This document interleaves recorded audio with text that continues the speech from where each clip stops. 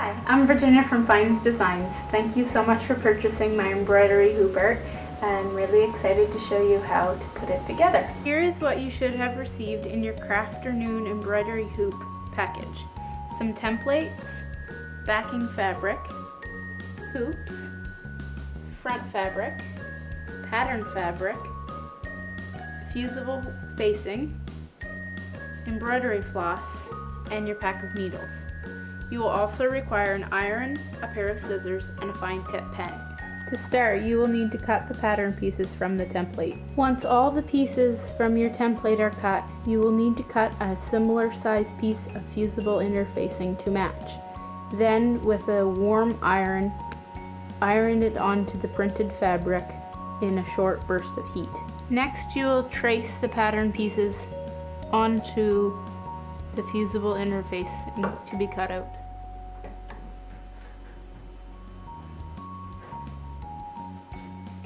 Lay the template under the large piece of white fabric. Peel the paper backing from your pattern pieces and arrange them looking through the traced paper where they should go. Overlap the pieces slightly.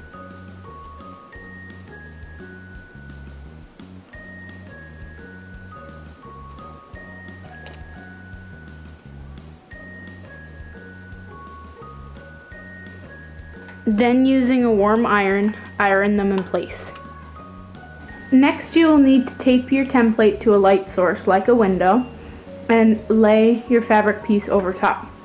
You can then take your fine tip pen and trace on the rest of the design, including the text, the crosshatches on the cone, and the crosshatches on the cupcake liner. The next step is to take your large hoop and your large batting piece, place it behind your design, take the outer ring and put it behind your design, lining everything up,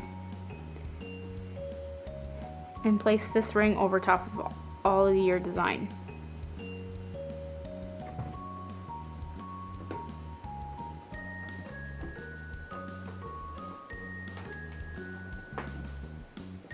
Then you're going to tighten the screw, and then you are set to begin your embroidery.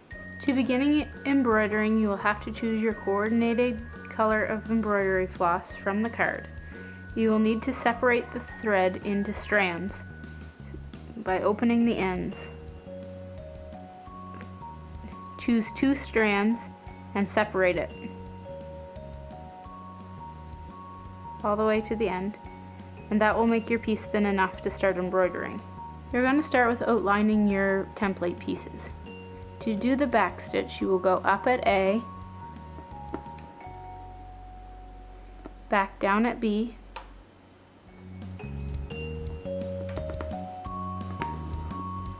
pull tight, and then you're going to creep ahead a little bit, which we'll call C. And you'll just continue that and outline each pattern piece with the coordinating color of embroidery floss. After you've completed the backstitch detail around the outside edges of the ice cream and the cupcake, you're going to move on to the phrase. Rather than using 2 strands like you did for the backstitch, you're going to use 3 or 4 to give a thicker outline. To create the heart, you're going to use a satin stitch. I find it easiest if you go one way on the design and then back over. So start in the middle and go from the bottom to the top, back under to the bottom, and continue until the whole heart is filled in.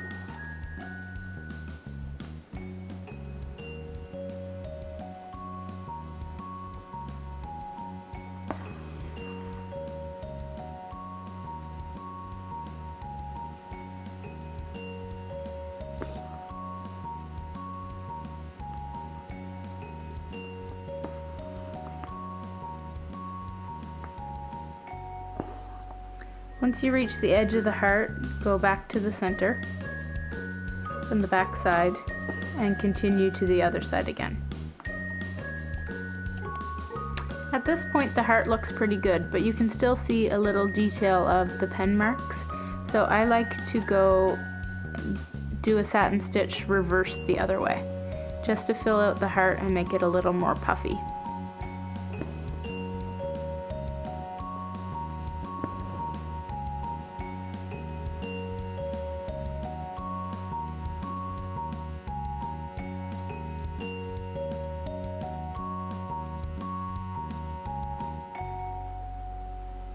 With the smaller hoop, you will repeat the same steps 1 through 4, cutting out your shapes, tracing the image, and applying the hoop.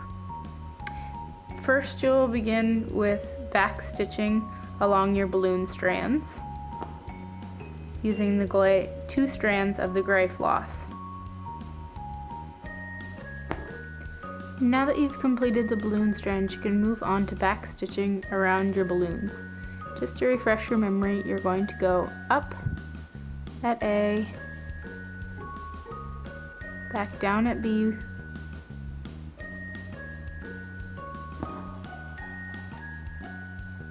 and then ahead to C.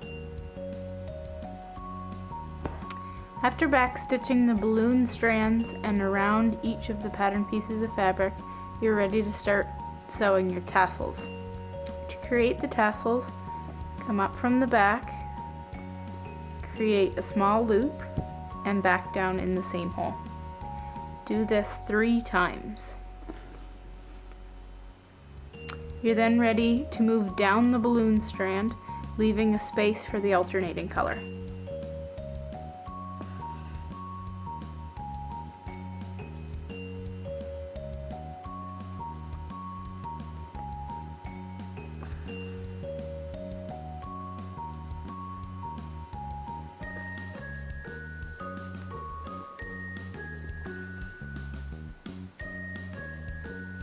After you have created all the tassels in the alternating colors, you can then snip off the ends and fluff them up.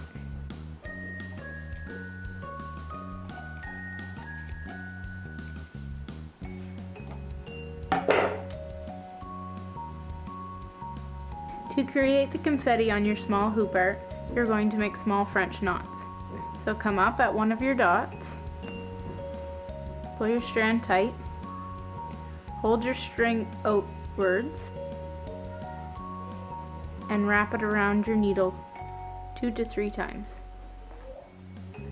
While still holding it tight, put your needle back down into the same hole you came up from, and pull through onto the back side while still holding the other edge tight. It'll create a small little knot on the surface of the hoop art. Then just repeat, coming up, twist it around 2 times, and back down into the same hole.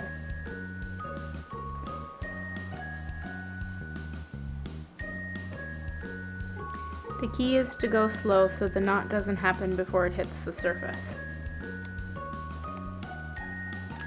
To complete the hoop art project, you're going to trim around your design in a circle shape.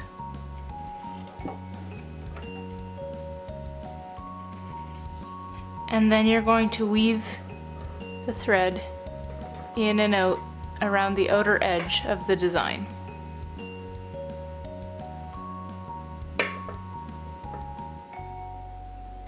Once you've weaved the thread all the way around the outside edge of the circle, you can then pull it tight,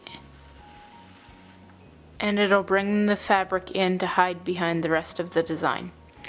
Then you can just tie, once it's tight as you wish, then you can just tie a slip knot.